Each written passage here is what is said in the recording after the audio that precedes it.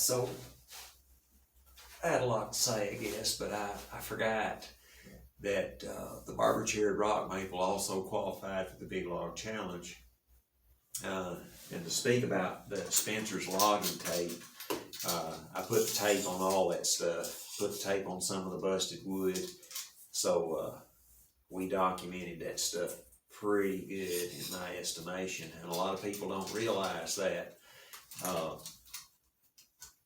And kind of had a comment about that, about one of my estimations, but come to gain certain knowledge, and that may or may not be the case. But last year with a chainsaw video, I had some criticism about a certain chainsaw video and about sharpening and about cut times, and the person got really upset when I told them all this is stopwatched, and then I guess they came to see there's a stopwatch in the video, and you can actually see the stopwatch. Anyway, they got extremely offended and said, I'm unsubbing.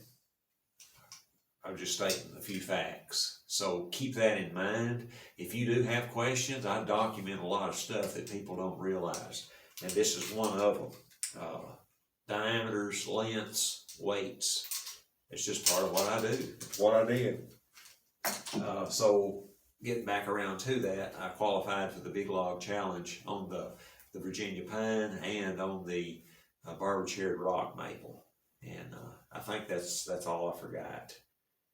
I hope that's all I forgot.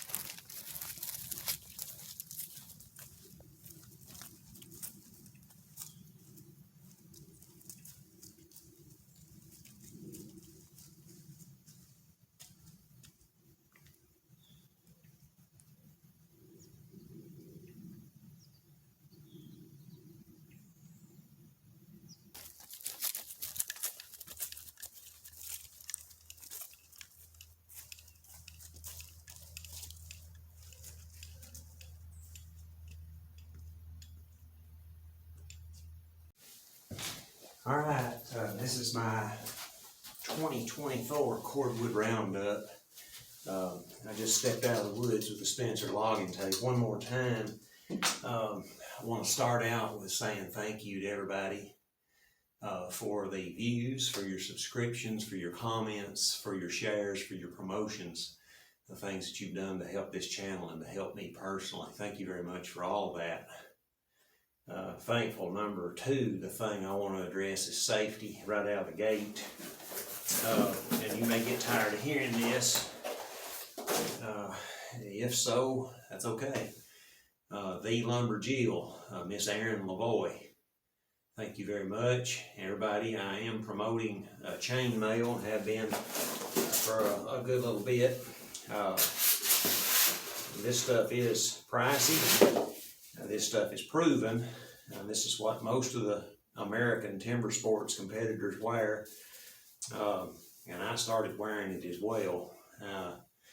Very effective. If you've watched her Instagram feed, keep up with that. Timber sports in general. There are accidents that happen with them and with that. Very effective product. As I had mentioned, this costs less than my insurance deductible. That may speak on my insurance, etc. This is pricey, okay? In reference to a $25 yard sale axe that can potentially ruin you, this is good stuff. And like I say, and upward. So keep that in mind. I wanted to say that before we started out. And then there are certain techniques that I do employ, and I will edit and stick what I'm saying right here at the front of the video.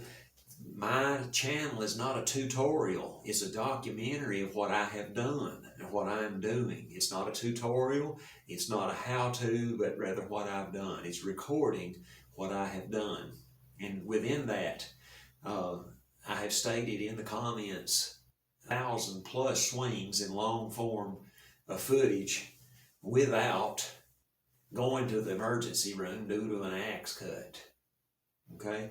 Due to an axe accident, okay? And that's not bragging. It is by the grace of God. It is by methodology. It is because I wear chainmail.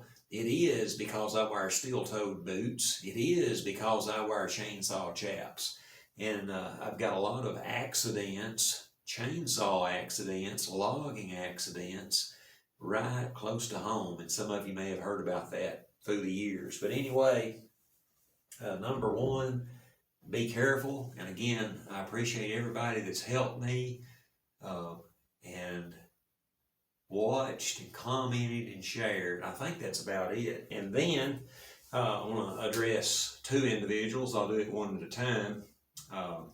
CastermanAxes.com, Mr. Winston Freiberger, and I hope I pronounced that correctly. A lot of generosity from that man in the things that he does in the axe community and in our communities at large, his influence. Casterman Axe and Tool. He is putting these axes in the tornado zones, in the fire zones, etc. And sometimes it's voluntary, and sometimes people are purchasing these axes. And I've got a great deal of footage from this one this year so far. Awesome tool, awesome man, and this is one tough axe, and it's purpose built. Okay, so hands-on, I have beat this thing up. I have abused this axe, and it holds together, both from the blacksmithing aspect of it and the hafting and the handle, the riving and the hand-builtness and hand-haftedness of it, the attention to detail, the strength, the durability, the edge holding of the steel. This is an awesome axe. I know where I stand among choppers.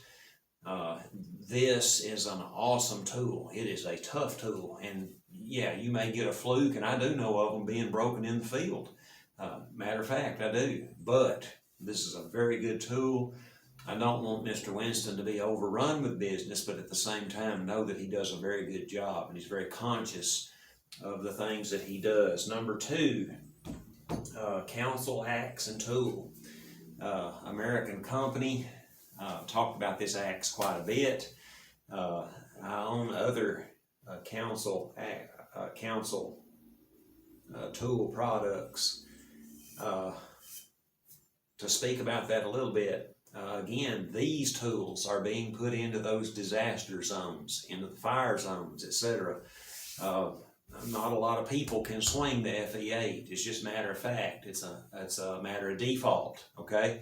And that's not a kick at anybody. This is a monster axe. However, Mr. Craig Roost, the things that he's doing in the field, putting these tools in those disaster zones. I had personal experience with that. I've been with the National Guard, not in the National Guard, but worked with the National Guard in tornado zones.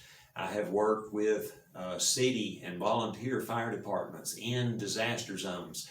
I am the guy that has chopped the holes in the roof, that's moved the debris, that's loaded down those military semis with your houses, with your homes, and with your trees. I have done that. I've been there with those guys. So I appreciate what Mr. Craig Roost is doing. Very good products, another American-made product. So there's that, done with that. And we'll get down to talking about some of this stuff. This year in particular, the Cordwood Challenge itself. And I'm not going to explain what that is. I think that Mr. Matt Keevil is handling the officiating of that. He's the ambassador of that. So this year I participated in the Low Stump Challenge, which Mr. Owen Jarvis initiated. Again, shout out to Owen Jarvis. Owen Jarvis put my material, my earliest of material up on the Facebook Cordwood group page. Thank you, Mr. Owen Jarvis, and also to Mr. Ben Scott, longtime supporter of the Cordwood Challenge, timber sport competitor, and he actively works in the forestry genre, if you will, in the forestry industry. Awesome man. But Low Stump Challenge, I participated in that this year. I do have playlists for that. In my Low Stump Challenge this year, I used the Casterman Axe and Tool, the splitting model, at 27.5 degrees to fell my tree. It qualified in the Big Log Challenge as well. to fall that particular tree. Of course, this is very different, 1,753 swings. And then I processed that tree with a 2-to-tie work axe, 6 pounds, 15 ounces overall weight, a very large and very effective tool. And there's a playlist for that as well. I've got a 4,418 swing review on this axe. This is not made in America, to a tie. But anyway, a little bit of my interaction with the company and its people. Very good experience there. Very good axe, very tough axe, very effective axe, and again, a monster axe. This is not a beginner axe. I'd also go so far as to say that the Timber Pilot is not a beginner axe. You've got to have some serious muscle and some serious understanding of the axe to run any of these tools that we're talking about here today. And again, that's not a shot at anybody. You've got to start somewhere. And understand there are people with the boys size axes. We're talking 2 pounds and a 28-inch handle that turn out some incredible amounts of wood, and even less. So don't think that's a shot. But these are big, heavy, dangerous tools that we're talking about here today. Going forward, that total project, the low stump challenge, falling, limbing, bucking, and then finally splitting, that particular challenge, I had 6,479 swings in that particular challenge, and I document all this, add it up. If you find that it's incorrect, make a note there. Most of the time I try to shoot under that number. And I do not film everything I do, but that was that particular challenge. The next challenge I did, how I buck firewood with an axe. Videos 1 and 2. It's one day. I didn't have enough room on the camera to film it all and upload it all at one time. Had 966 swings on that particular, and then part 3, 742, and then the technical chop, 267, and for a total of 1,975 swings on that particular part, and then putting in that with that the chopping, 2,000, or the splitting that I did with the Casterman Timber Pilot, again at 27.5 degrees. We wound up with 2,184 swings in that particular log there. And together, moving forward, I ground the Casterman Timber Pilot splitting model to 20 degrees, 19 in places, but we took it back. I had talked with Mr. Casterman about that, and he said he trusted my work. I have shown that up close, so I went ahead and did that on my own. It turned out pretty good. It also gave me an insight into the blacksmithing. How deep does that temper go? How good is that temper? And it is good and it is deep on my particular model. But going forward, the next part of my Cordwood Challenge video entitled How I Buck Firewood with an Axe 1 and 2, one day, 2 separate uploads, 966 swings total, part 3, 742 swings, and then the technical chop, 267 swings, for a total of 1,975. And then began busting that wood with the FE8, a total of 2,184 swings. I wear chainmail when bucking firewood. Title of that video, 209 swings.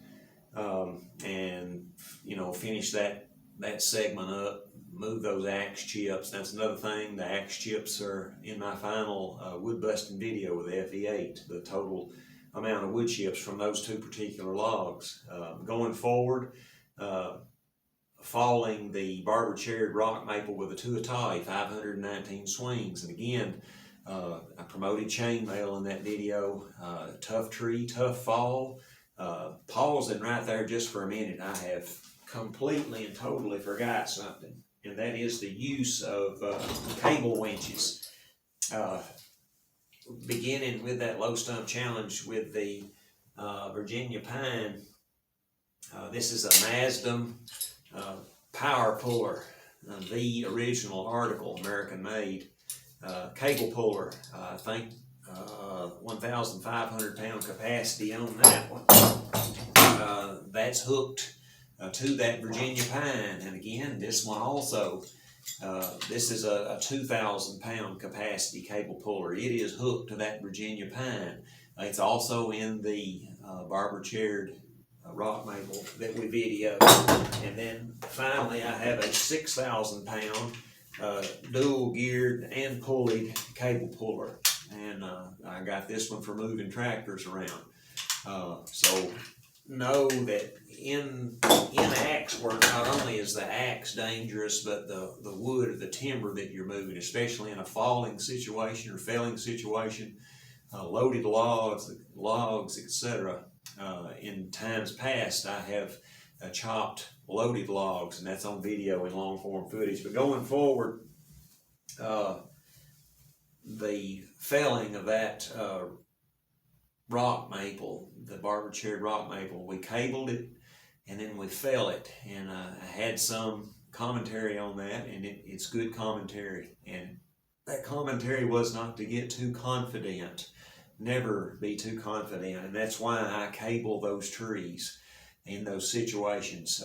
Straight up live tree with no dead limbs in it is more safe than the things that I did. The Virginia pine was lightning hit. The barber-chaired rock maple was lightning hit. Dangerous situations, and you know, there was some dead wood in that, but we cabled that, we calculated it, we studied it, and that's something that I have done in the past and documented as well. But moving forward, we felled the tree with a tuatai, and then we began bucking. We bucked that tree as well with the Casterman timber pilot, and I did a bunch of chopping with this axe. Over 6,000 swings total on this axe, and a large majority of the chopping done this year with this axe. I did put the tuatai in there for a baseline. You know, what is the tuatai work axe like compared to the timber pilot? It is similar, but you're looking at over a pound increase in total weight with the tuatai. The cutting edge is slightly larger, and the head weight is slightly heavier. So that's just something to keep in mind. And no kidding aside, I had to put on some weight and put on some muscle to safely handle this. And then obviously I was in pretty good shape when I moved into the FE8 by Council Tool.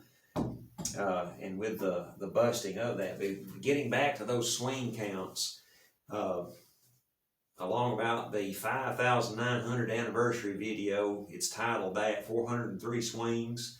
Axe bucking the barber-chaired rock maple, the title of that video, 676 swings.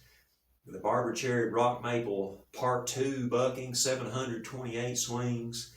And then the December 24th axe buck, 231 swings. And then the final axe buck of 2024, 717 swings.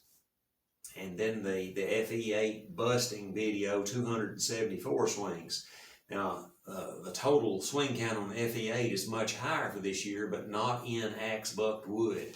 I've done a great deal of chainsaw bucked wood with the FE8 this year that's not on camera, that's not recorded. There is some, but anyway, those totals, 3,234 swings, 2,184 swings, and then the 6,479 swing for a total of 11,897 swings this year on camera with 0 axe accidents. Okay, and that's not to say there were not near misses. That's not to say that I had perfect chops. That's not to say that, and by near misses I mean near accidents. There are lots of times that accidents almost happen, but and I understand this speech or oration or talk may be jumping around in a lot of places, but when you move up, and again, when you move up into a heavy axe like this, your appetite, and I said it jokingly, forced entree, You talk about developing a hunger. You swing this thing for hours on end, or that tuatai for hours on end, or this casterman for hours on end. You're going to develop a huge appetite. And in all seriousness, you need a high level of strength to use an axe like this. This is almost beyond what I'm capable of. That's the limit, I would say. But to talk about that a little bit, advice that I would give you, and understand that a chainsaw is much more efficient, and a chainsaw is much more effective in most cases with the proper training. But to talk about that a little bit, be careful and don't swing for the fences. Don't swing for the fences. And what do I mean by that? With a ball bat, and you're attempting to hit a home run or knock it out of the park, you're giving it your all you can do. And you're not really concerned with that ball bat cutting you when you power through with that swing. And you're not swinging a ball bat that weighs almost 6 pounds or greater. So swing with a swing that you can control, that you can stop. When I do have a miss, and while we're not in the field or have a piece of wood here, I push that handle from me. I push it away from me.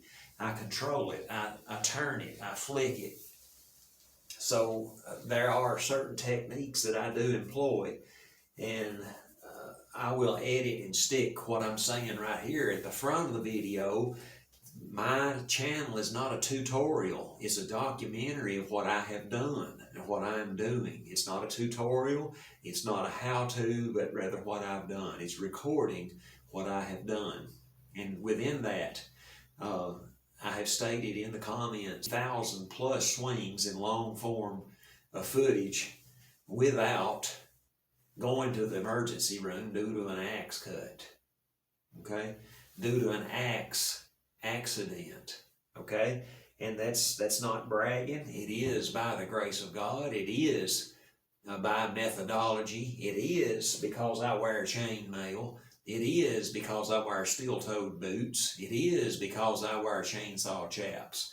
And I've got a lot of accidents, chainsaw accidents, logging accidents, right close to home. And some of you may have heard about that through the years. But anyway, number one, be careful. And again, I appreciate everybody that's helped me and watched and commented and shared. I think that's about it. And again, Ecclesiastes chapter 9 verse 10, if you don't get anything else, whatsoever your hands find to do it with all your might. I think that's about it.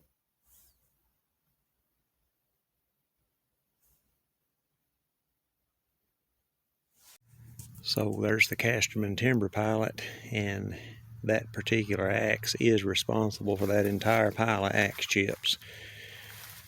And that axe is responsible for half this pile of axe bucked cordwood. And for those of you that missed the previous video, that measures over 4 feet tall and over 18 feet in length, and over 24 inches in length as far as the wood goes. Some of it up to 38 inches, most of it around the 30-inch mark.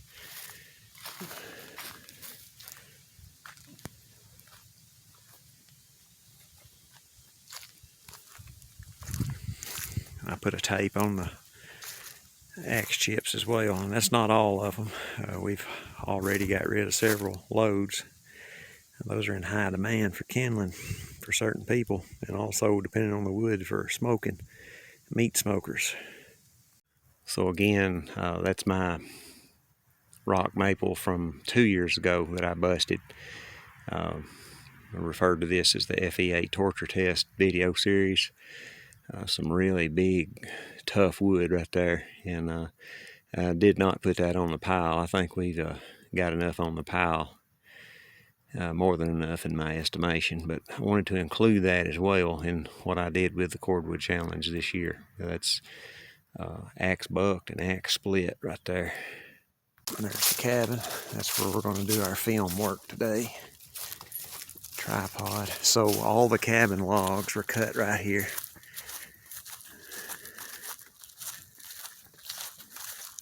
They all were peeled with an axe, and I sawed every bit of that wood with a chainsaw that you see there, including the cedar in the eaves, the white oak porch, the beams on which the cabin sits.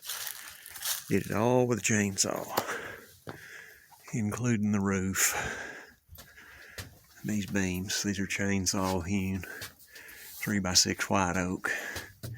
And they're 3 inches wide because I couldn't move them at 6 inches even with the tractor. Like I say, I sawed all this with a chainsaw, those of you that ain't seen it. Full wraparound porch.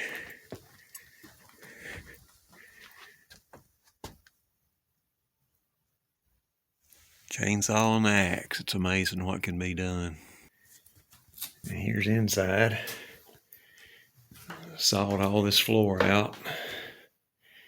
Cast iron wood stove. And again, here's a view of all the beams. All this was done with the chainsaw, friends. Every bit of it. So this is where we come. This is the jumping off point. Hunter and a trapper. The cabin was built here because that's where the floodwaters stop when it floods. So, cordwood, and we're currently chopping off down in there.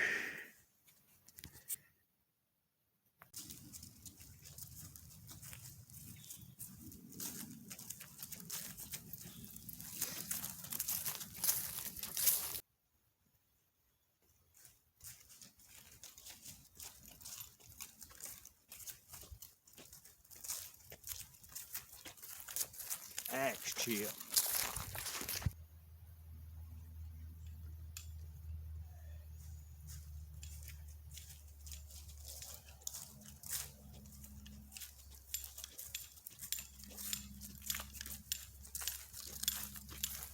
Never jump a fence, cross a ditch,